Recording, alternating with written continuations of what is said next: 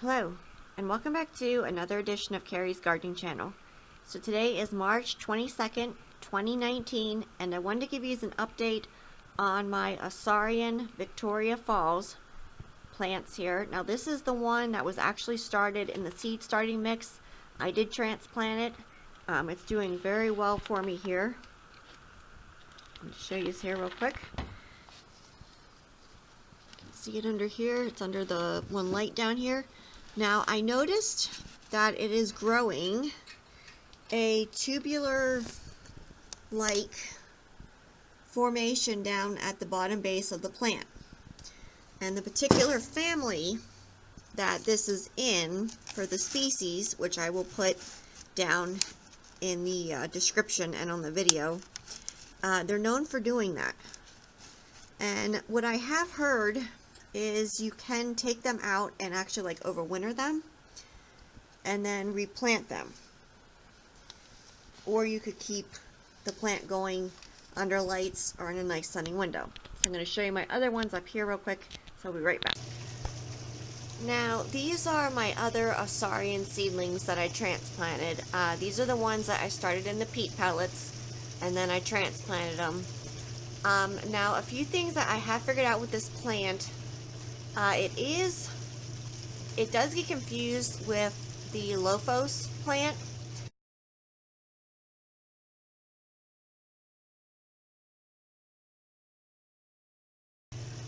One way you can tell these apart is the Lofos has more toothed leaves, and it also has longer, larger flowers than what the Asarina will have. And these also need drier soil. If you overwater this plant, you will kill it. Now, these are, if the plants are sitting in water, it will kill the roots on them. I did lose one of my plants. The whole plant just collapsed. It started from the bottom and went up through the whole plant. There was something wrong with the root system. These are known for certain fungal, diseases and issues, so it is recommended to use a fungicide. I will have a link down in the description for neem oil, and I will also have a link for how to treat your seedlings with neem oil. Now I didn't do that with these. I had them because I was growing them inside. I thought, you know, I can really monitor these and not have an issue with them. But what happened was I had them in my growing box, which was warmer, so the soil was drying out faster. And then I had moved them to another light outside of the growing box, and it had the fan running, and I noticed one of the plants was starting to wilt. So I didn't think about it at the time. I just kind of watched it to see, you know, what it was gonna do. And I wound up losing it. So if I would have treated it with the fungicide, I probably wouldn't have lost it. So that's just something to keep in mind when growing these. And I will have down in the description some of the different funguses and blights that these can get. Now when I transplant these into their hanging baskets or whatever I choose to transplant them in, I'm considering adding some cactus soil and mixing it in with my regular potting mix to give it more drainage, because these plants here need really good drainage. And what's another thing that happened was when the temperatures got warm outside, it got cooler inside because the heat wasn't running. So in turn, it also made the soil cooler. And if you have cold soil and you happen to overwater something, it's really not a good combo. So this particular one here is starting to wilt some. I did check the root system on it. It still does look okay. Now what I did is I put these containers up on another thing to get more airflow going into the root system. It is starting to develop its root system. It's not where I want it to be yet, but these grow best and they establish their best root systems when you keep them on the drier side. And that's something to keep in mind with these. Now, when I take these outside, what I'm going to do is, after I have them hardened off and after I transplant them, I will only be watering these in the morning. And I'm going to do the same thing with the little seedlings. If there's a plant that's dry and it needs water, I'm not going to water it at night, because I want to make sure that the stem and the leaves have the opportunity to dry before it gets nightfall.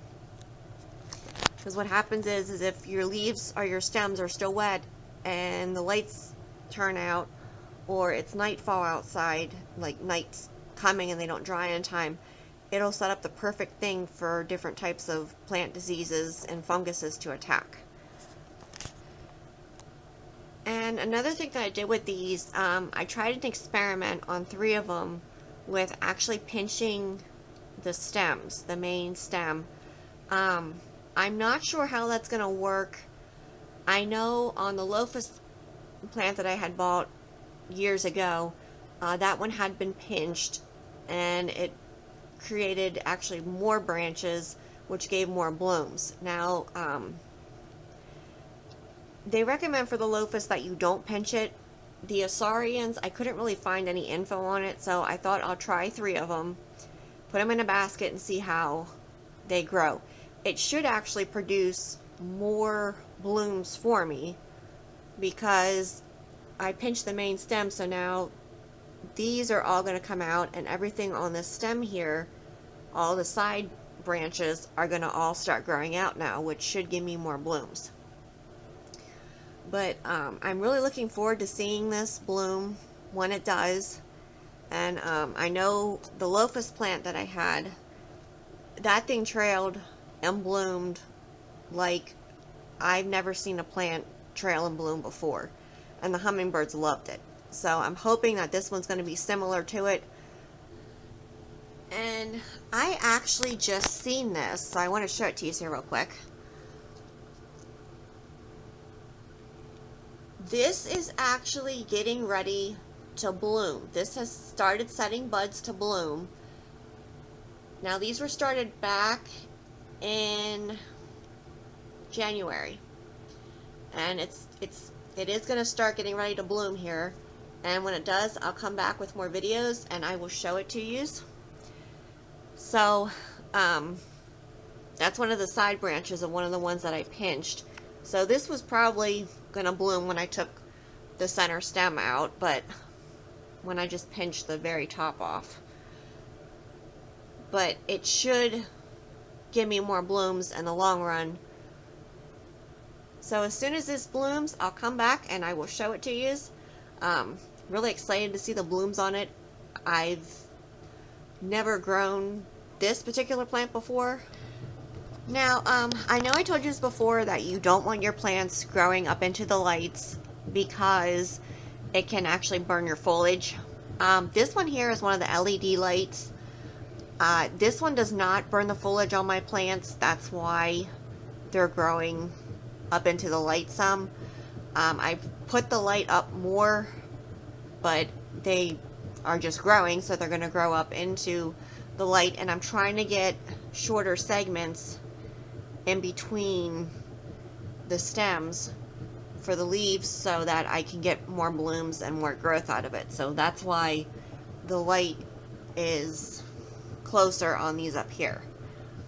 And I did keep moving it up, but it's just kind of at the point right now where I'm trying to get some lower growth to it. So as long as it's not affecting how the plant is growing or burning the leaves with this one here, I'm kind of letting it go right now.